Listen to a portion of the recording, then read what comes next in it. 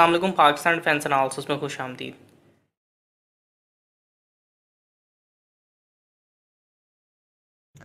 एक अनफॉर्चुनेट हादसे के अंदर इंडोनेशियन सबमरीन कियारा नानकाला 402 जो कि बुध के रोज़ मिलिट्री एक्सरसाइज के बाद गायब हो गई थी। अनफॉर्चुनेटली अब इस गुमशुदा सबमरीन के 3 टूटे हुए हिस्से ढूंढ लिए गए हैं और इस सबमरीन में मौजूद 53 की तादाद में नेवल क्रू मेंबर्स जो हैं, तमाम क्रू मेंबर्स सर्वाइव नहीं कर सके हैं।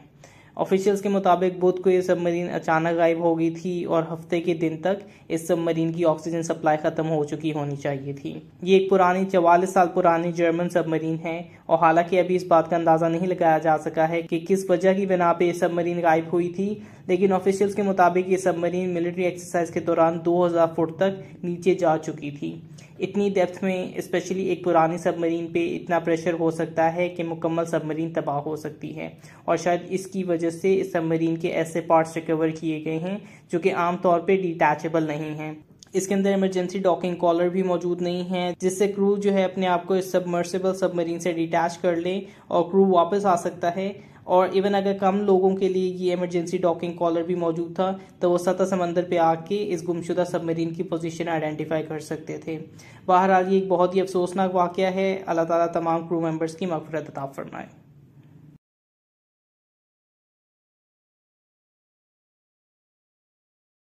टूसैस यानी टर्की एरोस्पेस के जनरल मैनेजर डॉक्टर टेमल गॉर्टिल ने ऑफिशियली इस चीज़ का ऐलान कर दिया है कि टर्की के बनाए जाने वाले अटैक 2 या T929 हैवी क्लास हेलीकॉप्टर या 11 टन का हैवी क्लास हेलीकॉप्टर जो है उसके लिए यूक्रेन के पास से इंजन लिए जाएंगे। चंद दिन पहले ही इस चीज़ की न्यूज़ फ्लोट हुई थी, लेकिन डॉक्टर टेमल गॉर्टिल ने इस चीज़ का बाकायदा ऐलान कर दिया है कि इसके हवाले से कॉन्ट्रैक्ट साइन कर लिया गया है। ये नहीं बताया गया कि क्या कोई नया इंजन इसके लिए डेवलप किया जा रहा है या फिर एग्जिस्टिंग यूक्रेनियन इंजन में से मौजूद किसी इंजन को इस्तेमाल में लाया जाएगा, जिनमें TV31117S2 इंजन जो है एक बहुत ही मौजू इंजन हो सकता है। रशिया और यूक्रेन दोनों की जानिब से बनाया जाता है। या फिर VK2500 इंजन भी जो है इसके इस्तेमाल में मौजूद हो सकता है। डॉक्टर टेमल गॉर्टिल के मुताबिक T929 में 2500 हॉर्स पावर का इंजन इस्तेमाल किया जाएगा। इनमें से एक जो है वो 2400 शाफ्ट हॉर्स पावर पैदा करता है, जबकि दूसरा जो है वो 2700 शाफ्ट हॉर्स पावर की आउटपुट जनरेट करता है। TV31117V3S2 जो है वो 2400 शाफ्ट हॉर्स पावर प्रोड्यूस करता है।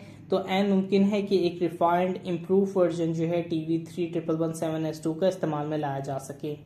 पाकिस्तान के T129 टैक हेलीकॉप्टर के लिए भी एक उम्मीद फिर से जागी है कि यूएस मेड एलटेक CTS 800-4A टर्बोशाफ्ट इंजन जो हैं शायद पाकिस्तान को सप्लाई किए जा सके, क्योंकि डॉक्टर टेमल गॉर्टिल के मुताबिक फिलीपींस के ऑर्डर्स के लिए T129 हेलीकॉप्टर के इंजन जो हैं यूएस की जानिब से उनकी अप्रूवल दे दी गई है।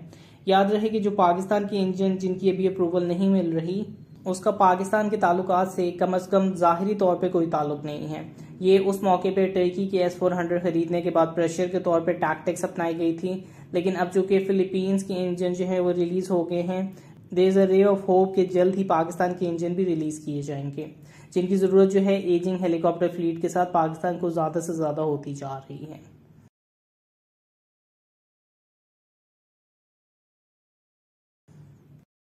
लास्ट फ्राइडे को People's Liberation Navy and Chinese Navy की जानिब से 3 बहुत मेजर नेवल वेसल्स को एक साथ लॉन्च किया गया, जो कि चाइना की नेवल स्ट्रेंथ का एक बहुत बड़ा सबूत है।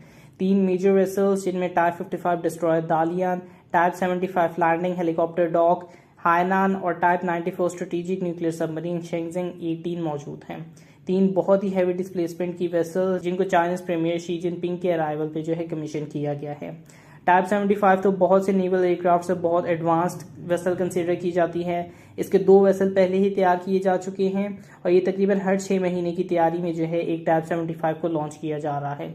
36,000 टन की डिस्प्लेसमेंट इसकी है, जो कि इंतहाई इंप्रेसिव है और इसका डिलीवरी रेट जो चाइना की जानिब से डिलीवर किया जा रहा है वो भी एक इंतहाई इंप्रेसिव रेट पर डिलीवर की जा रही है। फिर उसके बाद टाइप 55 डिस्ट्रॉयर अगेन इसका एक तीसरा वेसल कमीशन किया गया है और इस साल ऑलरेडी 2 टाइप 55 उनकी जानिब से इंडक्ट किए जा चुके हैं। 13,000 टन की डिस्प्लेसमेंट है, जो कि एक प्रॉपर डिस्ट्रॉयर है। इसमें 112 VLS सेल्स हैं, torpedoes, decoys, short range missiles, close in weapon systems, तमाम की तमाम रिक्वायरमेंट्स जो है इसमें मौजूद हैं।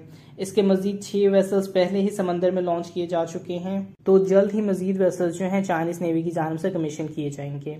और लास्टली टाइप 94 एक स्ट्रेटेजिक नेवल न्यूक्लियर सबमरीन, गालबन इसका 6वां या 7वां वेसल जो है कमीशन किया गया है।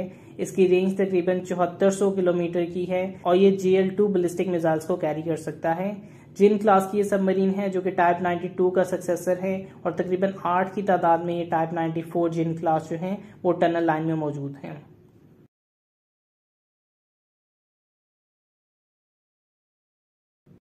कोरोना वायरस के हवाले से चंद अपडेट्स जो हैं इस वक्त ज़रूरत है। सबसे पहले 3 PIA के बोइंग 777 जो हैं 25 अप्रैल को 10 लाख साइनोफार्म वैक्सीन को रिसीव करने के लिए चाइना पहुंचे थे।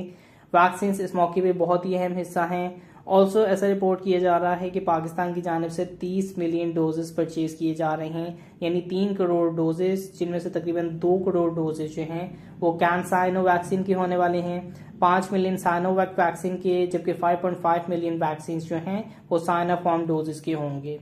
इसके अलावा ये भी रिपोर्ट किया जा रहा है कि साइनोकैन वैक्सीन को लोकली पाकिस्तान में तैयार किया जाएगा।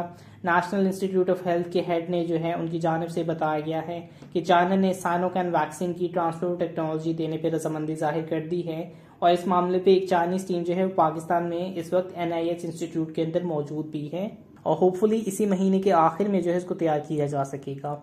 इसके साथ प्राइम मिनिस्टर ने इंडिया में कोविड-19 की कियोटिक हालात के बायस अपनी सपोर्ट भी पेश की है, जिनमें X ray machines, digital X ray machines, ventilators, personal protection equipment, even oxygen cylinders, जिसकी पाकिस्तान को शायद आने वाले वक्त में जरूरत पड़ सकती है, वो भी प्राइम मिनिस्टर इमरान खान की तरफ से ऑफर किए गए हैं। नाउ पाकिस्तान में वैक्सीन के अलावा दीगर वैक्सीन जैसे कोवैक्स, स्पुतनिक 5, एस्ट्राजेनेका ये सब आ रही हैं, लेकिन रियलिस्टिकली तमाम लॉजिस्टिक्स को ध्यान में रखते हुए इस तमाम वैक्सीनेशन प्रोसेस को ऑलमोस्ट 1 से 1.5 साल लग सकता है।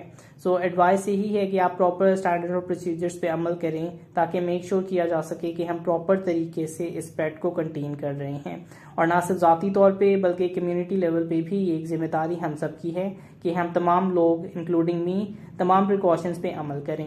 तो वंस अगेन आई होप कि हम प्रॉपर तरीके से स्टैंडर्ड और प्रोसीजर्स पे अमल करेंगे और जल्द ही इस बढ़ते हुए खतरे पे काबू पा लेंगे।